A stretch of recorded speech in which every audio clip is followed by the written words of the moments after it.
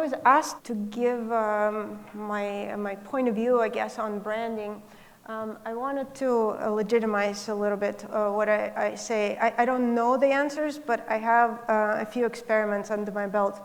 I actually went to school for fine arts. I have a degree in painting with a minor in art history and graphic design. How I ended up doing what I'm doing, it's still a miracle to me.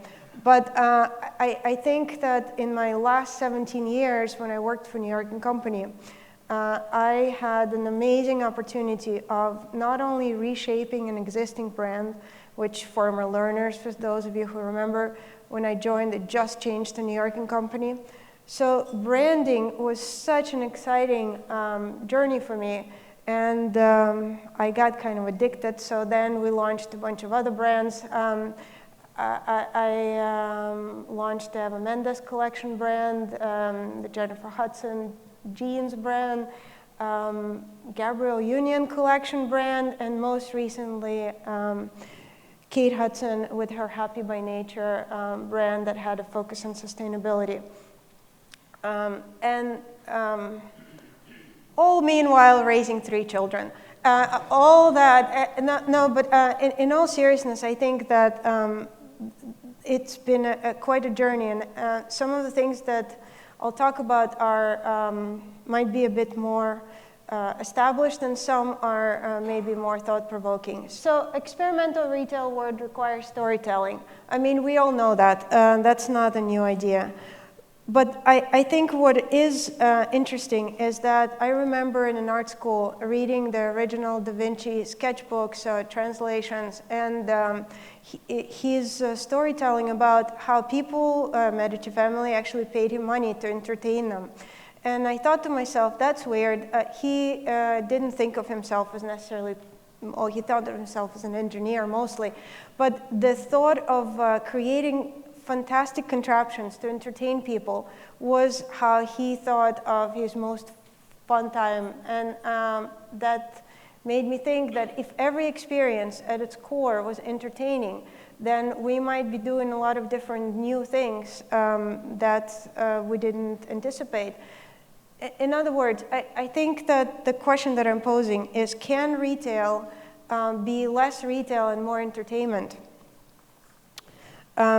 I think that in us talking about what do we do to really reignite the excitement of going to the physical location, do we really believe that there is still value to people going to a store? I think it really depends on us to make it worthwhile for people to have that journey. And you know, the best examples, of course, as we know them, the Apple Store, that becomes a destination on people's journey just because they want to see what it looks like. And the idea is that for us, the consumers experience brands now very differently. In the old days, we would place an ad that was highly curated. We would work with publishers to position it in the first third of the book, make sure that it was not anywhere near another competitor or advertiser. It had to be opposite editorial. Now, consumers experience brands in a very different atmosphere that's quite clouded with all this other information. So the attention span that that one has to really identify, remember you, is a lot shorter. So I feel like it makes it most rewarding, and people are loyal to something that gives them joy, essentially. They do come back to experiences that were emotionally gratifying. So in defining the brand in a super busy landscape, and new brands pop up all the time, and we start new brands to reignite old ones often. We reimagine the old brands. How do we know that we're not just talking to ourselves? And I led a fully in-house creative team that comprised of over 20 people, including writers and graphic designers, UX designers. And we often would take a litmus test to our, what we believed were fundamental branding concepts. We would pull a person from marketing, from merchandising, but then we'd also pull some from IT, from accounts payable and planning and allocation.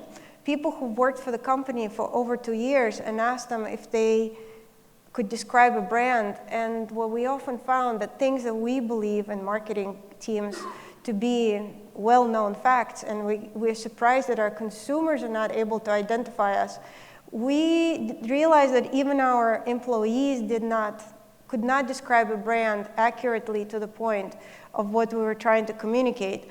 And that really, I'm sure many of you know about the brand party and all sorts of conversations that force us to eloquently identify adjectives that would describe a brand. And the reason why I think it's super important is because every employee, and we spoke today, a few people mentioned that it's important that the customer service people and people who work retail on the ground have a very clear idea of what the brand is. Well, I think it's really important because they're not only employees, they're also your customers. And they're the most warm customers, right? So if we can't get them to convert and be believers, then it's hard to require a larger audience. It's important that when we talk about actual retail environment, for example, when we launched Jennifer Hudson, we had to apply different techniques to launch that brand than we did with Eva, because obviously she's a singer, so her voice was super recognizable. We did a partnership with the digital radio station, and at the time we used Mood Media, some of you might know, in our stores, which allowed us to create our own playlists, and we've interjected her messages throughout the day, and she had her own playlist, and it was a fun experience. Some of the people had no idea who Jennifer Hudson was.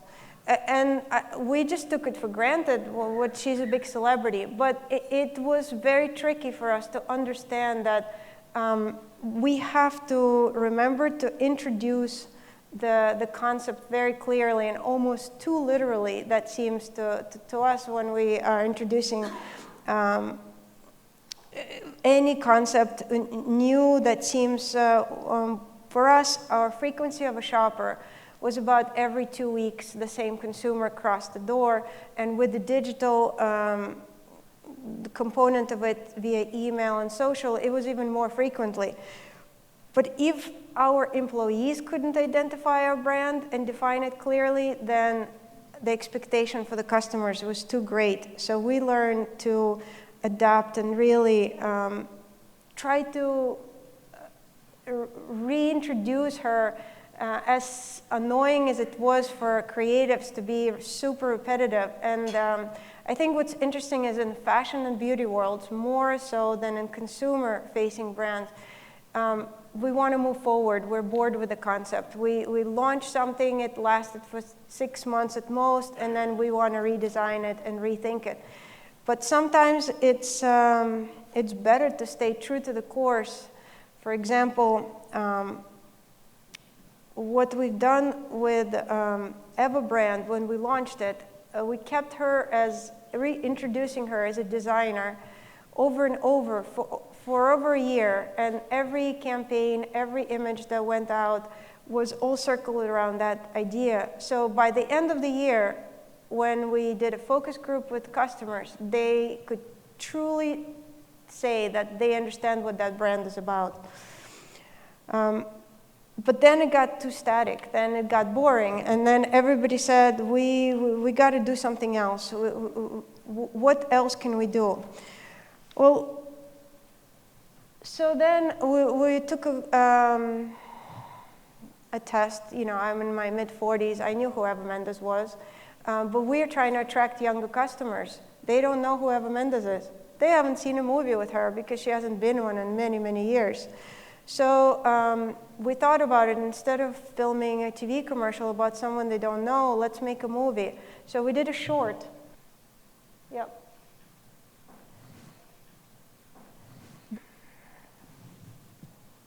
Well, because we knew that some people would have volume off, we included subtitles intentionally.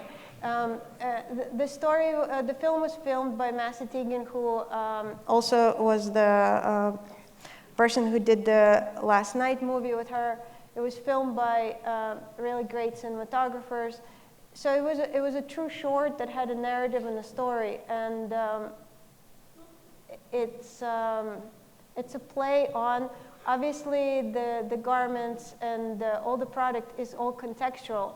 So we looked at this, and you know, from the rules of Instagram, everybody knows if you put puppies there, people will like it and remember it. So the dog definitely works. That's what everybody remembered about it. As we were doing it, we got so enchanted with the dog and adaptation that we then created a T-shirt that, with the purchase of a T-shirt, we donated money to the Dog Rescue Foundation. So it kind of one thing triggered the other. But then what ended up happening, the movie played in a lot of independent, in some festivals, and new audience who never really knew anything about Eva Mendes were able to actually identify her as a movie actress, which worked out as an interesting experiment. So this is a somewhat of a provocative thought. I just had a bit of a dinner conversation about it. I really think that it's fundamentally changing the mindset, but I love the idea of prioritizing customer experience to product.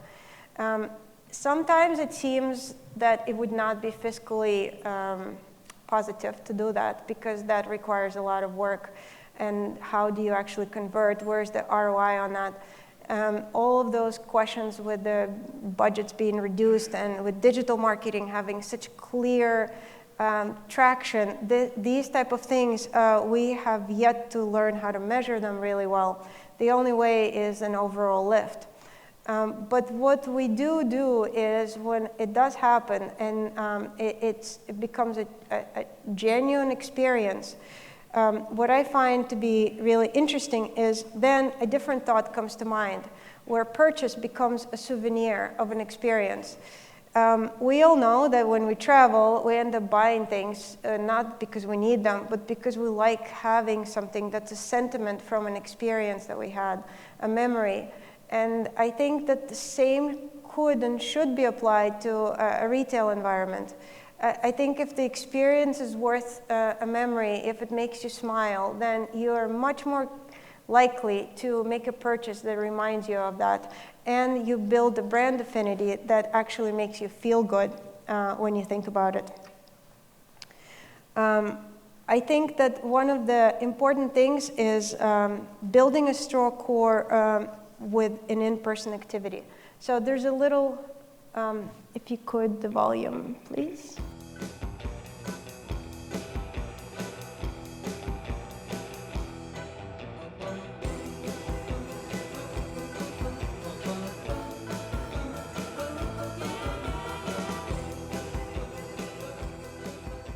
What we did is, a couple years ago, we decided to have a sort of a flash mob slash an experience in New York City.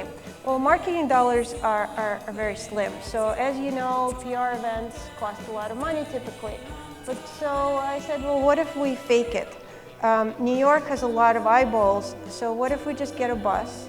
We have a great video on it. We get our store associates and customers to dress in the collection, and we basically make 4 stops, one in front of the public library, one in front of Times Square, and we just make them go around and get a public gathering permit, which costs $25 in New York City.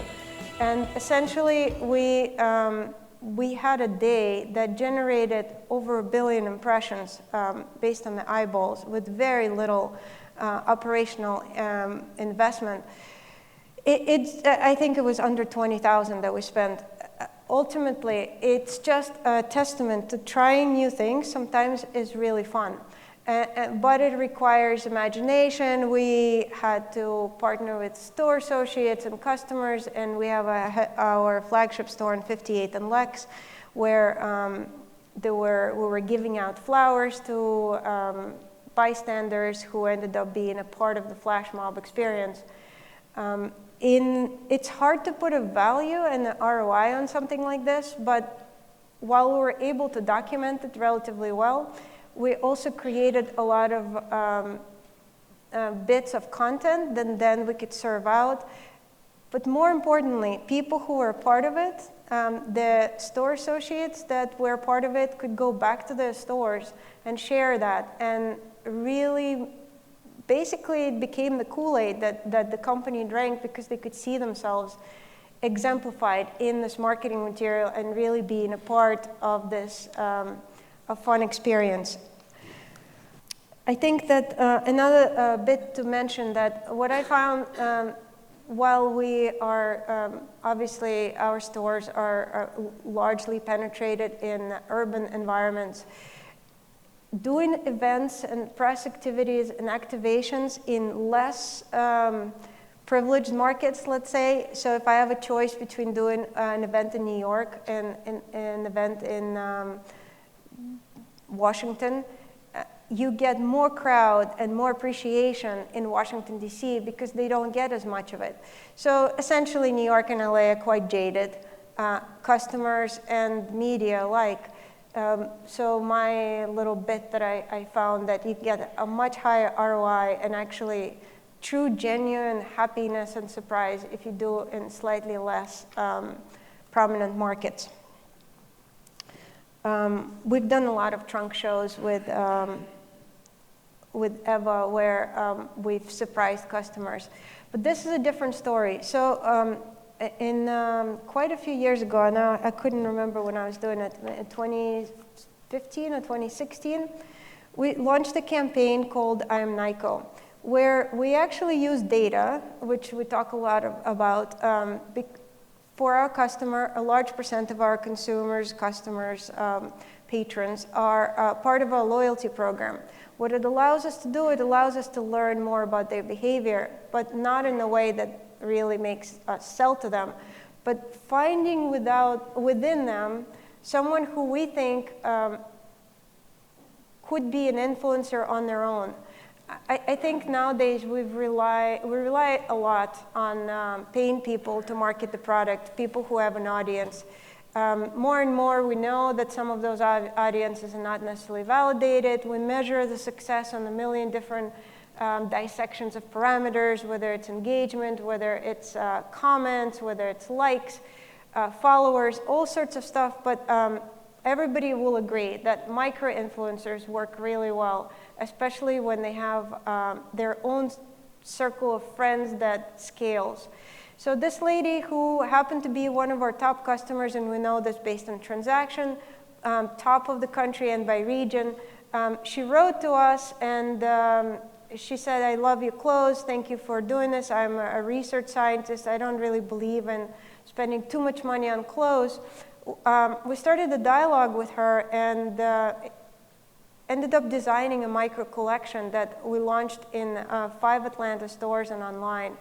And the idea of using a brand as a platform to lift other people is not a new idea, but I think implementing it in a way that helps tell those stories not only more genuinely, but allows to scale it as well, because we have a lot of really great customers once you start looking. I think that one thing to mention is we talk a lot about culture and company culture and what makes a brand a desirable brand. Because if you attract good people, if you attract intellectual people, people who are excited, your brand gets stronger. But how do you compete with those startups that have free breakfast, lunch, and ping pong and beer? It's hard as a corporation. It's hard for us to really, yeah, I know, because my husband works at Google, and every day he comes home and says, what's for dinner? And he's like, yeah, we had filet mignon for lunch. And I said, well, then you should have eaten more, because I don't have filet mignon. It's essentially, it's hard to compete on just transactional and the soft benefits. But I think what we could do is really engage the people in a similar way that startups do, where they have a lot more true exchange and give the voice to everyone, allow people to participate in testing the product.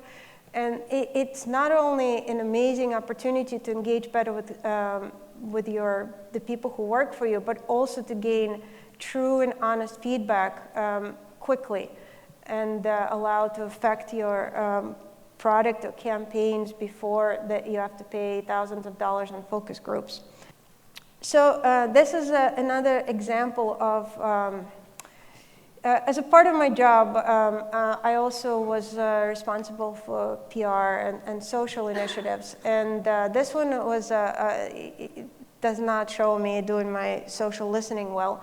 I got a call from Oprah Magazine where they wanted the dress that Johanna wore to the inauguration of her as a Teacher of the Year. And I said, what are you talking about? I didn't send anyone a dress. We didn't place a dress. What are you talking about? And they were like, no, you got to send it today. Gail King really wants it. So we started looking. Everybody's Googling, what are they talking about? So this picture comes across. She happens to be a customer who loves our brand, was a teacher for years, and wore the dress completely unbeknown to us, wore a lot of our dresses, as it turns out.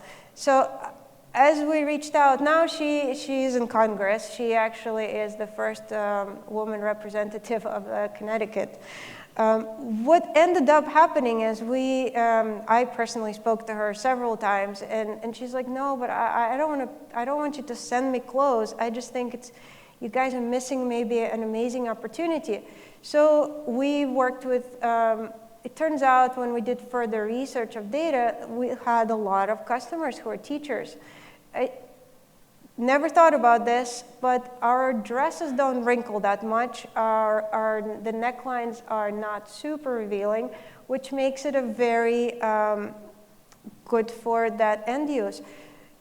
We found out that more TV anchors wore our dresses than any other brand that we could find out, because they were able to stand up and sit down without getting wrinkles on their clothes, which is very important when you're on camera, which is why I'm behind the podium.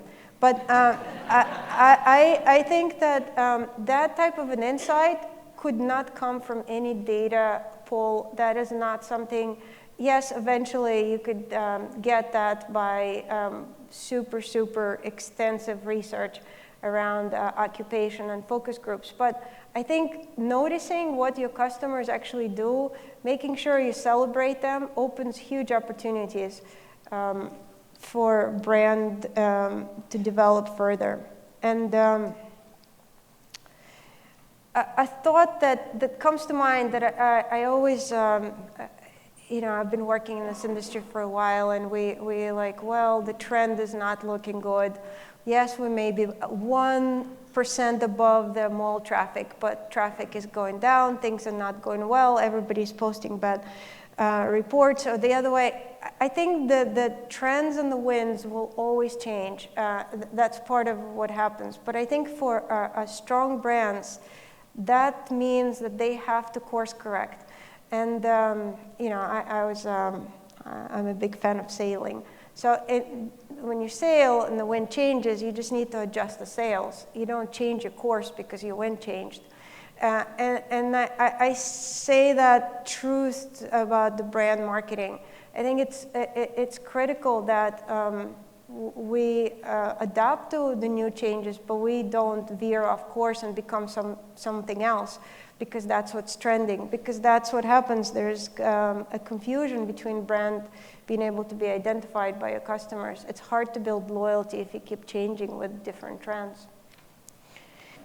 I tried to compact a lot because I timed myself a few times, and 20 minutes, while long, it's hard to put a lot of things in.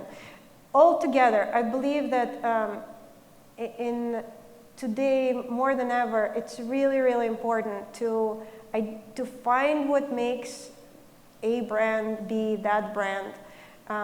Whether it is, and usually it's based on product, but it's how do you identify that product to the consumer. It's finding that angle and then sort of celebrating it as much as possible.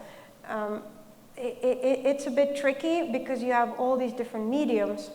But I think adapting to the media by the senses, what I found to be really exciting. So if you're designing something to be experienced in a print format, you can afford to have type be really small and the image really big and not necessarily have any CTAs there. But if the content is meant to be engaged in a different format, then the rules change.